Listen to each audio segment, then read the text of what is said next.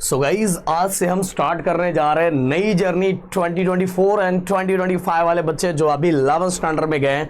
आप सभी को एक ही चीज बोलना चाहूंगा कि अगर आप चाहते हो कि कंटिन्यू आप सभी के लिए हम ऐसे लेक्चर लाते रहे तो प्लीज गाइज जितना हो सके वीडियो को शेयर करो, नीचे कमेंट कर दिया करो, जिससे हमारे अंदर एक एनर्जी आती है। एंड वीडियो को लाइक जरूर कर दिया करो और नए हो तो सब्सक्राइब कर दिया करो गाइज। जिससे क्या होता है कि एनालिटिकल पे जब चीज़ें हमें दिखती है तो हमारे अंदर ऑलरेडी बहुत ज़्यादा जोश आता है कि यार बच्चे इतना प्यार दिखा रहे हैं तो हमें खुद शर्म आता है, बच्चे इतना प्यार दिखा रहे हैं हमें भी कुछ करना चाहिए। तो भाई रिटर्न में जितना एक्शन करोगे वहाँ हमारी तरफ से उतना रिएक्शन मिलेगा, इसलिए बोल रहा हूँ करना जरूर, जिससे हमें भी थोड़ा अच्छा लगेगा। और दूसरी बात गाइस, ऑलरेडी मैंने भी 6-7 महीने पहले ही पूरा सिलेबस कंप्लीट किया, उसके अंदर एक चैप्टर बस बचा हुआ है, पूरा खत्म किया है। तो उसका भी प्लेलिस्ट मैं डिस्क्रिप्शन में दे देता हूँ, जिससे क्या होगा कि अगर आपको आगे की भी चीज़ें पढ़ना स्टार्ट करना तो वो ऑलरेडी पढ़ सकते हो। तो उसका भी प्लेलिस्ट मैंने डिस्क्रिप्शन में डाल दिया, आप आराम से स्टार्ट कर दो। वहाँ भी आपके Pradeep sir, Rahul sir, Amol sir, Sandeep sir ने ही पढ़ाया हुआ है, तो उसको करके आप कंप्लीट कर सकते हो। बट अगर आप लोग का सपोर्ट रहा तो ये नए सिरे को भी हम स्टार्ट रखेंगे। तो चलो बात करते हैं unit and measurement chapter number 1। देखो इस 11th के अंदर आने के बाद फिजिक्स को एक नए तरीके से और नए सिरे से स्टार्ट किया जाता है, और इसीलिए जो पहला चैप्टर होता है वो होता है यूनिट्स एंड मेजरमेंट। अब अगर हम बात करेंगे, सबसे पहले हम बात कर रहे थे यार फिजिक्स, ये फिजिक्स क्या होता है। देखो गाइस मैं तो बोलूँ ना, मेरे जैसे बंदे को फिजिक्स तो हर जगह दिखाई दे रहा है। ये फैन कितने स्पीड में चल रहा है, इतने स्पीड में क्यों चल रहा है, अगर ये इसका स्पीड भी फाइंड करना है और क्यों चल रहा है इतने स्पीड में, अगर वो भी फाइंड करना है तो भी फिजिक्स है। उसकी हवा मेरे तक कितने तेजी से आ रही है, कितने स्लो से आ रही है, अगर उसकी स्पीड भी मुझे फाइंड करनी है तो वो भी फिजिक्स है।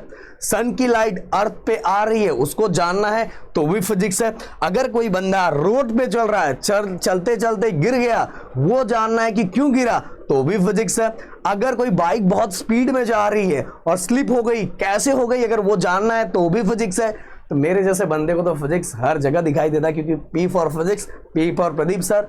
और बहुत बार भाई ये फिजिक्स के कारण लोगों को पछतावा भी होता है। मैं बोलूंगा पी फॉर फिजिक्स से पी फॉर प्यार तभी होगा जब गाइस इसको एकदम मतलब प्रैक्टिकली चीज़ों को सोचोगे। जैसे मैं डेफिनेशन तो मैं आपको बताऊंगा, बट अगर आप सोच पा रहे हो कि फिजिक्स क्या है, हो सकता है बहुत बार आप गलत हो जाओ, बहुत बार हो सकता है कि आप सही डिसीजन ना ले पाओ कि ये सच में उससे रिलेटेड है कि नहीं।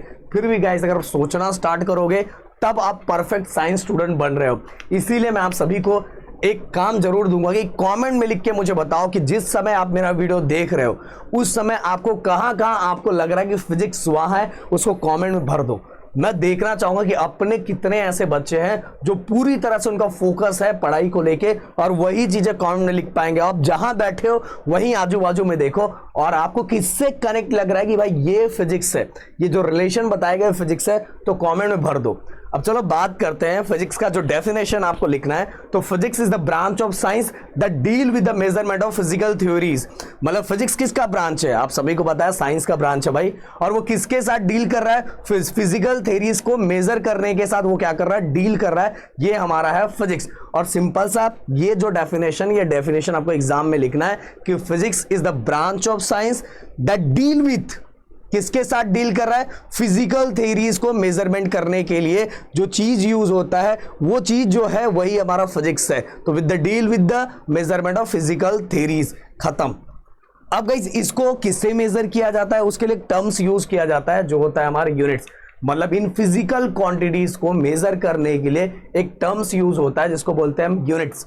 अब फिजिकल क्वांटिटी, सर ये नया वर्ड आपने यूज किया कि फिजिकल क्वांटिटी को मेजर करने के लिए जो टर्म्स यूज किया जाता है उसको बोलते हैं यूनिट्स। तो फिजिकल क्वांटिटी क्या है भाई, जो भी जिस चीज को भी हम मेजर करते हैं, जो भी मेजरेबल क्वांटिटीज होती है उसको हम बोलते हैं फिजिकल क्वांटिटीज। तो गाइस मैंने क्लियर कर दिया। अब यहाँ टोटल 4 टाइप के यूनिट्स यूज किए जाते हैं, मतलब total 4 type of system of unit है। फर्स्ट आपको दिखाई दे रहा है CGS, दूसरा MKS, देन तीसरा FPS एंड लास्ट वाला SI। एकदम चार एकदम क्लियरली। अब CGS क्या होता है, C मतलब सेंटीमीटर, G मतलब ग्राम, S मतलब सेकेंड, M मतलब मीटर, K मतलब किलोग्राम, S मतलब सेकेंड, F मतलब फूड, P मतलब पाउंड, S मतलब सेकेंड, और SI international system of unit. अब अगर मैं एक एक की स्टोरी आपको बताना चाहूँ, देखो गाइस सबसे पहले मैं क्लियर कट ये बताना चाहूँगा कि अब जनरली आप लोगों को दो यूनिट पूछा जाता है, एक सीजीएस और दूसरा एसआई। ये ज़्यादातर जो एफईएस यूनिट है ना, अगर कोई एक्सरसाइज या वर्कआउट करता होगा या तो फॉरेन से कुछ ऐसी चीज़ें आती है तो वहाँ ज़्यादातर, जैसे अपने यहाँ किलोग्राम में यूज़ होता है तो वहाँ पाउंड में लिखा रहता है, पाउंड में। तो जनरली फॉरेन कंट्री से आने वाले प्रोडक्ट के ऊपर आपको ये दिखाई देगा। तो अपने इधर बहुत कम ये यूज़ होता है, बट ये सिस्टम ऑफ यूनिट ये भी यूज़ होता है, बट जनरली अपने इधर बहुत कम यूज़ होता है, वो आपको दिखाई देता है। अब ये एमकेएस मैं बताना चाहूँगा कि जब मैं 7th 8th में था तो पहले हमें ज़्यादातर एमकेएस और सीजीएस यूनिट, किसी भी क्वांटिटी का एमकेएस और सीजीएस यूनिट ही पूछा जाता था। इसके पीछे की एक स्टोरी आप सभी को बताना चाहूँगा कि देखो क्या होता था, पता है कि हर कंट्री के अंदर जो स्टेट होता है उसके अंदर भी बहुत सारे लोगों का एक सबका अलग अलग यूनिट होता है। सब लोग अपना एक अलग अलग यूनिट बना के रखते हैं और उससे ही चीज़ों को मेज़र करते थे। अब क्या होता था कि ये सभी लोग, हर कंट्री के लोग एक जगह जब इकट्ठे होते थे कुछ मीटिंग के लिए या कुछ और रिसर्च के लिए, तो वहाँ बहुत सारे लोगों को बहुत ज़्यादा कन्फ्यूज़न होता है। जस्ट आपको एग्जाम्पल के तौर पर समझाना चाहूँगा कि मान लो कोई एक ऐसा बंदा है जो एग्जाम्पल, हाँ, जिससे आपको क्लियरली समझे कि ऐसा क्यों किया। इसलिए मान लो अपने इधर मास को केजी में मेज़र करते हैं। जस्ट एग्जाम्पल, हो सकता है, मतलब हो सकता नहीं, ऐसा बस एग्जाम्पल ले रहा हूँ। चाइना में मास को मान लो मीटर में मेज़र कर रहे हैं, किसमें, मास को मीटर में मेज़र कर रहे हैं। अब ये दोनों बंदे, अपने यहाँ के बंदे और वहाँ के बंदे, एक मीटिंग में गए। मीटिंग में जाने के बाद हमने तो मास को केजी में पढ़ा है और उन्होंने मास को किस में पढ़ा है, मीटर में पढ़ा है। किस में पढ़ा है, मीटर में पढ़ा है।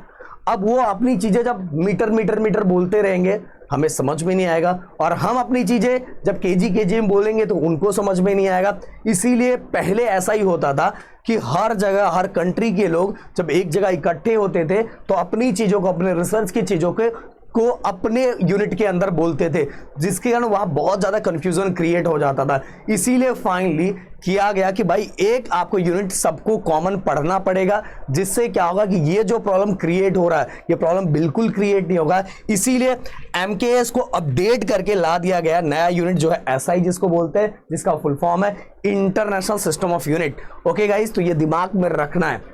हमारे टाइम हमें जनरली यही सिखाया जाता है, एमकेएस और सीजीएस। बट अब आप देखोगे तो आपको दो यूनिट पूछा जाता है, एक सीजीएस पूछा जाता है, एसआई पूछा जाता है। अब एसआई वाला यूनिट आप दुनिया के किसी भी कोने में चले जाओ, किसी भी कोने में चले जाओ, जैसे मैंने जो अभी सच वाला बोला था कि मास के लिए हर जगह केजी ही यूज होगा, हर जगह मास के लिए जो उसका एसआई यूनिट होगा वो क्या होगा, केजी ही होगा।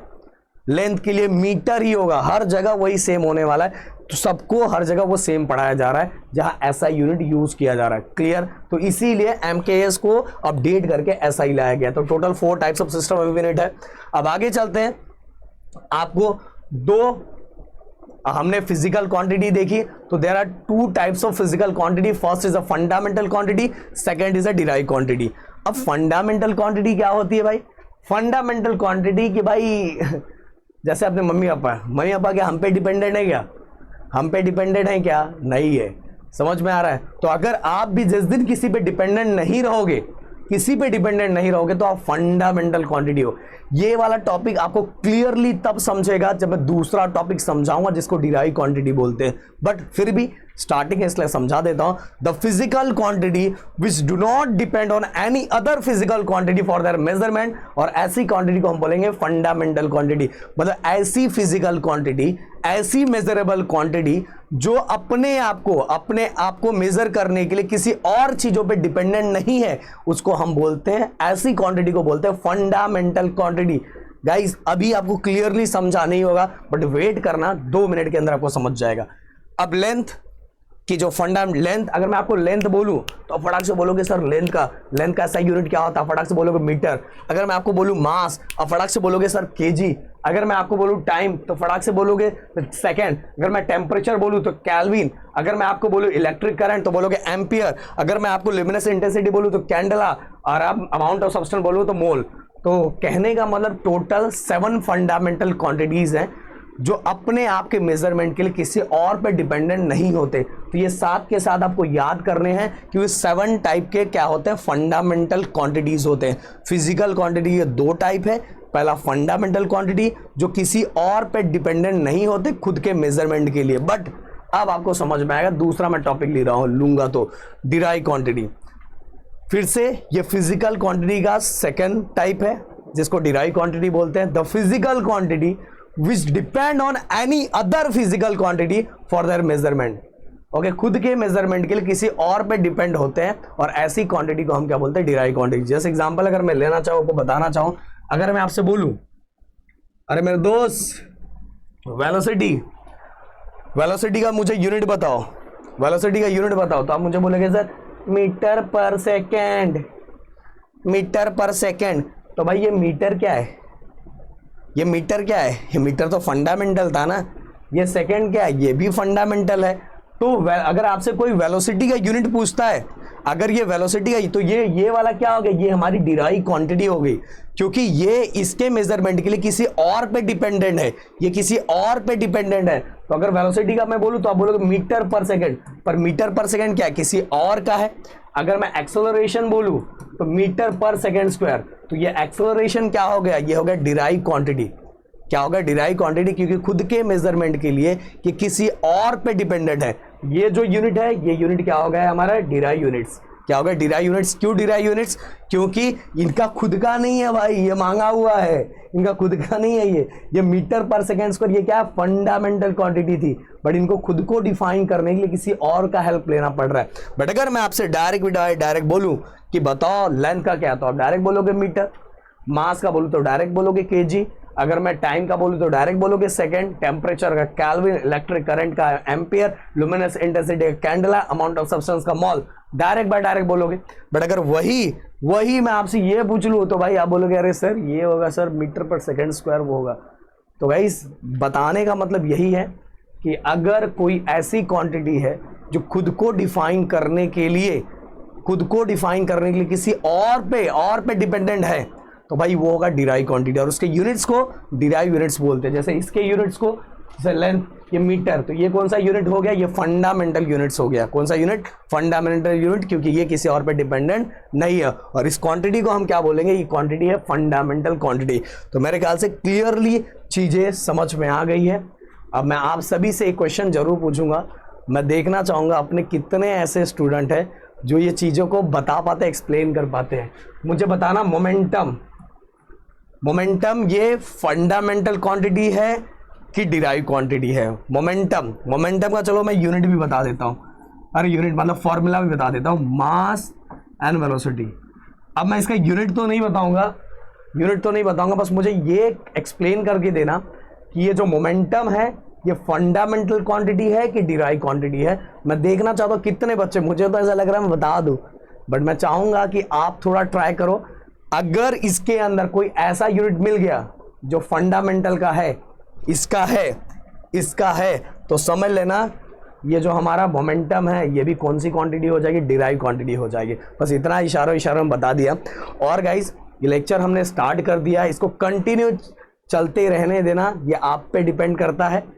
आप अगर चाहोगे तो चलेगा, तो मैं आप पे डिपेंडेंट हूं, तो बता दो ये कौन सी क्वांटिटी है।